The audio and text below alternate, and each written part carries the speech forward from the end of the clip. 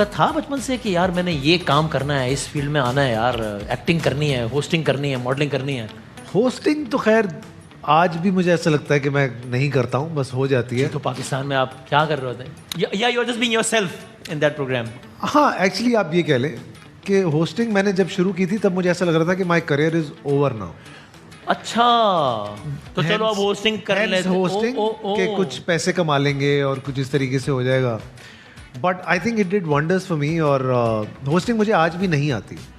मैं होस्टिंग की एक्टिंग कर लो ऐसा कर लेता हूँ, या फिर आप ऐसा कह लें कि बस चले गए और कुछ भी कर दिया वाली बात, या अपना आप प्ले कर दिया आपने, because you not playing a character, बस आप कर रहे हैं जो बातों से बात निकली वो आप करते जा। बट ऐसे जिस तरह की आप होस्टिंग करते हैं कि किसी को बैठ के इंटरव्यू करना, या फिर जर्नलिस्ट जिस तरीके से करते हैं, या इंटरव्यूअर का मुझे लगता है एक बड़ा आर्ट है ये कि आप अगले से वो बात निकलवा सके। मैं ऐसे किसी से बात नहीं निकलवा सकता हूँ। मैं बातों से बात करके हंसी मजाक कर सकता हूँ, दैट इज़ माई फोर्टे। वो मैं नेचुरली भी वैसे ही हूँ, बाकी होस्टिंग मुझे नहीं आती। तो आप फहद मुस्तफ़ा ही बने हुए होते हैं और वो हो जाता है। जी तो पाकिस्तान में मैं फहद मुस्तफ़ा ही जैसे आप हैं, क्योंकि हम आपको देखते हैं कैमरे के पीछे भी आप ऐसे ही हैं। And people started loving me as Fahad Mustafa ji तो पाकिस्तान के ऊपर। तो मुझे लगता है कि वो फिर ऐसी चीज़ें अब मुझे प्रिटेंड नहीं करना। Let me ask you this, जब क्योंकि हमें याद है मरहूम डॉक्टर आमिर लियाकत हुसैन साहब, और अल्लाह ताला उनकी मग़फ़िरत करे, और क्या पायनियर पाकिस्तान में रमज़ान ट्रांसमिशंस के, और ये तो आमिर भाई के लिए बहुत सारी तालियां बजाएं कि क्या बात है। और ये मैं आपको बताऊं कि जब डॉक्टर साहब अभी इस दुनिया में, लेकिन जब इस दुनिया में थे भी, तब जब भी मेरी फहद भाई की बात थी, मेरी अपनी भी ओपिनियन यही है, और फहद भाई ने भी हमेशा यही कहा है कि कैमरे के पीछे भी कि यार ये बहुत बड़ा आर्टिस्ट है यार, बहुत इंटेलिजेंट आदमी है, तो इसमें कोई। लेकिन उन्होंने गेम शो स्टार्ट कर दिया था जो कि शोहरत की बुलंदियों को छू गया था अपने पहले साल। इनामगर रमजान ट्रांसमिशन में उनकी छाई हुई थी, और फिर आपने स्टार्ट किया था।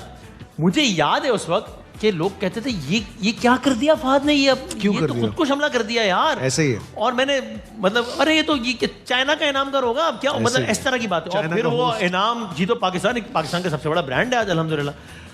आप खुद उस वक्त घबराए हुए थे कि यार ये मैं क्या कर रहा हूँ, ये तो कुछ भी हो सकता है, क्योंकि आमिर लियाकत का इनामगर खड़ा था सामने ना। मैं ये बहुत बार कह भी चुका हूँ बात कि ये शो पता नहीं बस क्यों चल गया, मुझे समझ नहीं आई।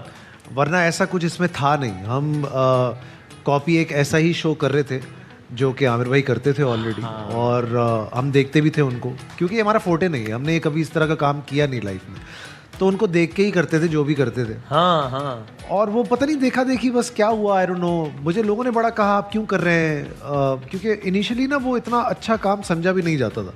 इस तरह के शोज जो है ना, वो एक बड़ी उस टाइम पे एक हवा चली भी थी कि ये क्या है, और लोगों को भिखारी बना दिया है, वो बातें होती हैं, पैसे फेंकते हैं, ये बेइज्जती है, ये बहुत इस तरह की बातें होती हैं। लेकिन देन पीपल स्टार्टेड रियलाइजिंग कि हमारे शो में, मेरे शो में एटलीस्ट, मेरे शो में पाकिस्तान के हर तबके का आदमी आता, वो चाहे मिनिस्टर्स हों, वो चाहे ब्यूरोक्रेट्स हों, वो चाहे बिल्कुल एक आम गरीब इंसान हो। मैं इसको इंडोर्स इसलिए कर सकता हूँ कि मुझे कंपनी के सीईओ जिनकी तनख्वाहें मिलियंस में ऐसे ही है, उनसे लेकर जो गाड़ी साफ करने वाला एक आम आदमी है, वो कह रहा होता है पासेस दिलवा दें, ऐसे तो सभी आना चाह रहे होते हैं। ऐसे ही, बिकॉज सी शो पे आके पार्टिसिपेट करना उस शो में, ये इटसेल्फ एक लोगों के लिए बड़ी एंटरटेनमेंट वाली बात। और मैं हमेशा ये बात करता भी हूँ। एक और बड़ी अजीब बात होती है वसीम मेरे साथ, मैं हैरान होता हूँ इस बात पे कि बहुत सारे स्पेशल बच्चे जो होते हैं जिनको कोई समझ नहीं होती, और बहुत सारे ऐसे बुजुर्ग जिनको कुछ याद नहीं होता।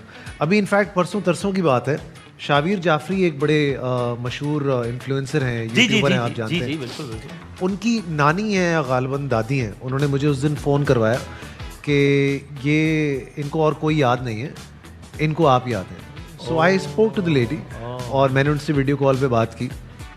तो हैरानी की बात है, वो सब भूल गई हैं ज़िंदगी में, लेकिन उनको फहद मुस्तफ़ा याद है। क्या बात है, ज़बरदस्त।